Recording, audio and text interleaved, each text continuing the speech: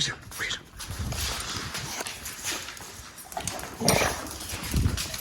Sit. Good boy. Shake. Oh. All right, we'll get you some food and a treat later. Pardon me. No, I don't have the thing. Today is going to be a video that I've done a video like this before. I've never not edited a video. I don't think. Maybe I have. I don't know. This will be my first video that I don't edit at all that I can remember. And today I'm going to do one thing first, and it's measure the height of that cutting edge to the ground. I had a guy ask about it in one of my last videos. He says he's got the same setup, and his is 4 or 5 inches, I think. I'll have to look at the comment, but it didn't seem like it seemed like it should be way higher. But I've got to get a tape measure, which is right there. Ninja stuff. So I'm going to get a tape measure and measure it. And I think that's at full height, but I'm going to start the tractor just to see. And 121.3 hours, that'll come handy later in the video, because I'm going to talk about my experiences. Okay.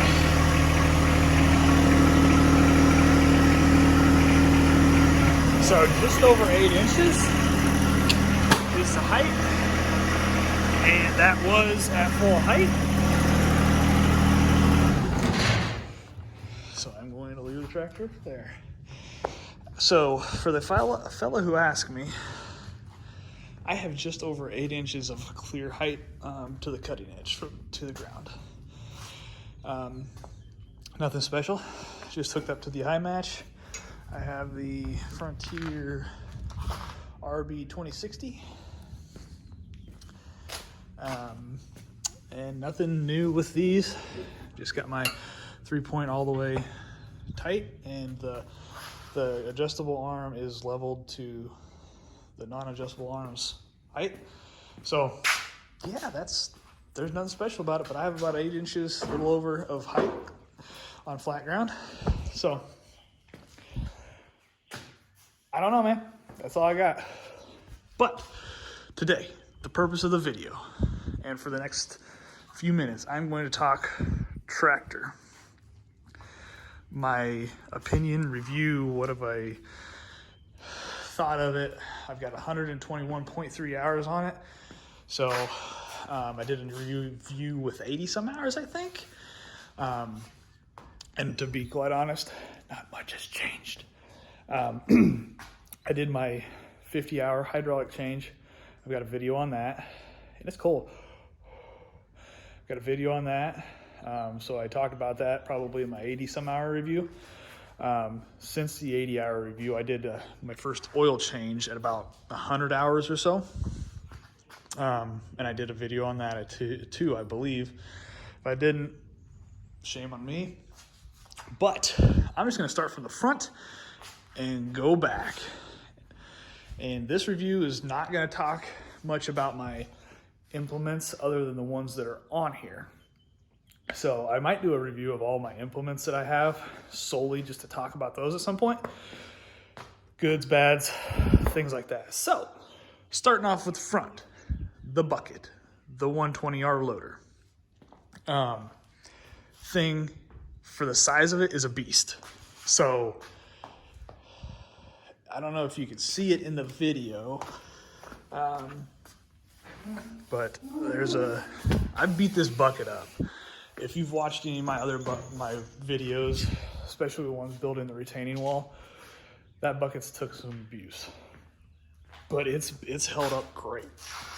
I've done a lot of digging with it, a lot of moving rock, and a lot of things that it does that it's made for, and it does a great job.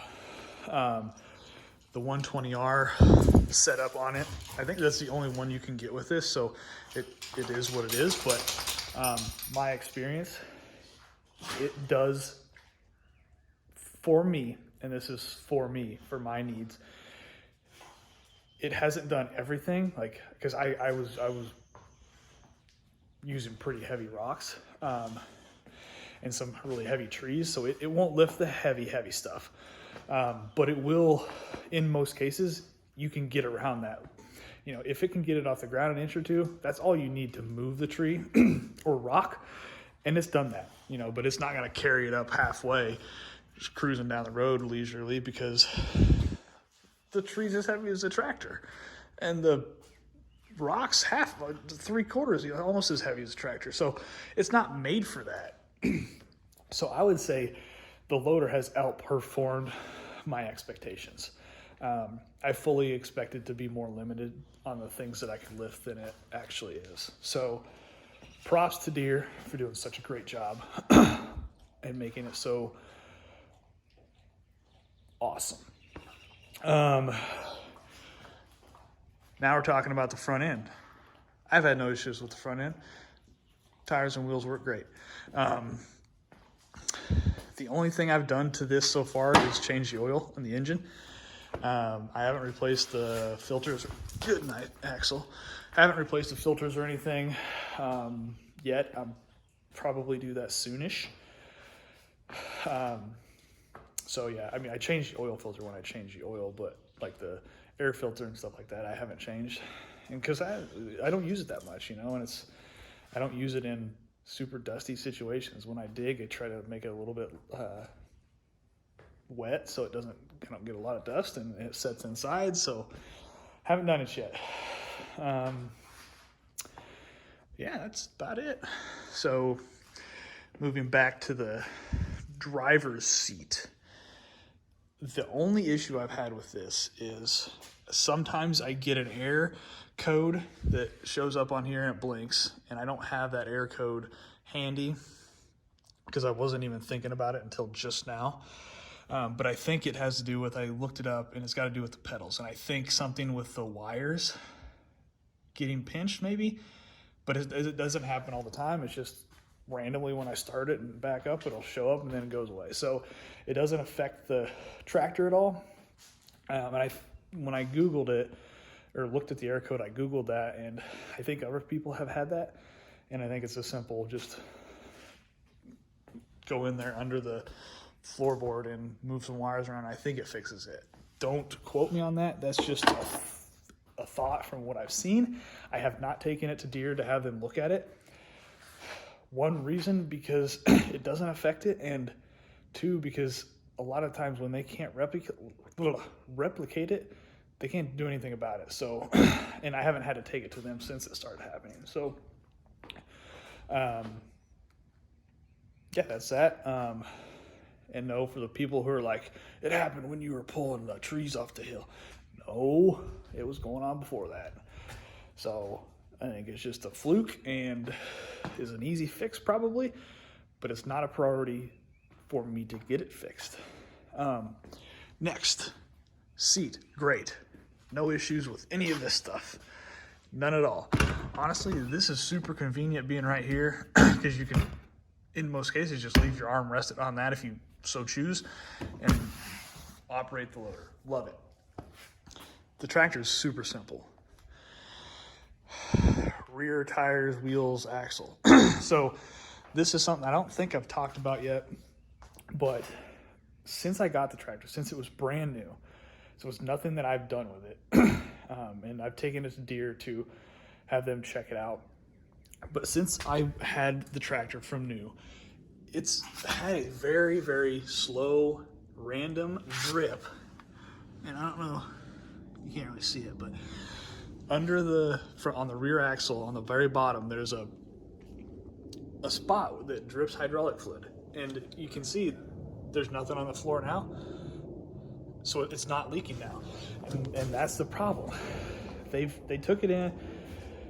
I documented it. I document it whenever I see it, so I have documentation of it. But I've taken it there 2 or 3 times. They replaced the seal one time, on that side of the casing, and didn't fix it. So it either wasn't happening there where they replaced it, or that wasn't the issue. So whatever the cause or reason is, we don't know what it is, and it's probably just a fluke, because I've Googled it and I haven't seen this show up anywhere else. And granted, I haven't done a ton of searching, but just know I think it's a fluke, and it in no way impacts the tractor's ability to do anything. One, it doesn't leak. I mean, it's just a very tiny drip, and it doesn't leak enough to even lower the level in the dipstick. So that's why I'm not sure, and they're not sure what's going on. And it was happening, like I said, since it was new, and it does it very randomly. I don't know why or what. There's no common thing that I can think of for when I notice it that happens every time. Part of me wants to say that it maybe does it more in the summer when it's hotter. So maybe in the winter, you know, it's such a small leak. Maybe in the winter, the fluid's a lot thicker because it's colder, so it doesn't leak. I don't know, but it did it this winter. So that's what I don't quite understand. Anyway, that and that air code's the only two things that I've noticed with the tractor that has been a negative, and it doesn't impact the way it works. And Deere knows about the hydraulic thing, and they can't figure it out. So I'm like, I don't particularly care about it. You know, it is what it is. Things happen, and does in no way impact my usability. So on to the next thing, the tractor. Overall, this ties into the rear wheels, but the tractor overall is relatively light. Everybody who's got one knows that. It's a compact tractor. It is what it is. That's expected. To combat that and try to put more power to the ground, I put fluid in the tires. That's helped out a lot. Granted, you still need rear ballast when you're using the loader for stuff, but you know, when I used to hit a bump, when I was just cruising around with nothing on the back, the rear tires would spin. But now that's kind of calmed down, and it's more stable with the fluid in there. So, you know, if you're on the fence, I would recommend it. I was on the fence initially because I didn't want it to be any heavier, because I didn't want it to tear up my yard. And honestly, I haven't noticed any more tearing up the yard with that, because when it would hop and spin, that would tear up the yard. And the less hopping and spinning, the less tearing up. So is what I found. So there's a little note on experience of me having fluid versus not having fluid in the tires. And then to the very back, a lot of people are hard on me about using the ROPS, and I get it. I'm going to start using it in more precarious situations. And I don't mean I'm just saying it is what it is. I haven't used it before, really, unless I've been in a really precarious situation. I know, safety, I probably should. So, you know, it is what it is. I'm going to try to do that more often. I just store it in here, so I have to take it down every time. I know that's no excuse, but that's the reason I don't use it. So use your ROPS. This rear blade, as I mentioned in the beginning of the video, it's the RB2060. It is a great little blade, but to be quite honest, I got that with the tractor and loader when I bought it, and kind of wish I'd have got something else, because I don't use the rear blade a lot. I don't like it for snow removal. We've got a gravel driveway. It's great for snow removal on the concrete part, but the gravel part sucks because it just digs in. So usually when I use it for snow removal, I'll either turn the cutting edge around, or I'll just reverse so that it doesn't cut, it just kind of slides. But I don't really like it for snow removal, just plain and simple. I use the loader a lot more for snow removal, and frankly don't use that blade at all in the summer. I didn't last summer, so kind of regret getting it. I feel like I probably should have got like a box blade or a land plane or something that would have been more beneficial to the driveway, because with the gravel, I think, granted I've never used one, but yeah, I mean, I got the rear blade because I didn't know any different at the time. And granted, it's a great tool for the purpose, you know, for if you have a use for it, but it's not a versatile enough tool that it works for me. So I'm not gonna get rid of it, you know, I'll keep it, but just something I've noticed since I've had it. I don't use it a ton outside of winter, and to be honest, like everything I do with this on the driveway, moving snow in the winter, I could just as easy do with a bucket. So it's not something I have to have, but I got it as a package deal, so it is what it is. And that being said, I'm at 15 minutes and almost 16 minutes, and I'm gonna call it a day. So first unedited video. Appreciate y'all. Have a good day. Yeah, you know, if you like the stuff, I know I haven't been around a lot, but I'm going to start doing more often as spring and summer come closer, so as I can get outside more and do more videos. So catch you later. Y'all have a good day.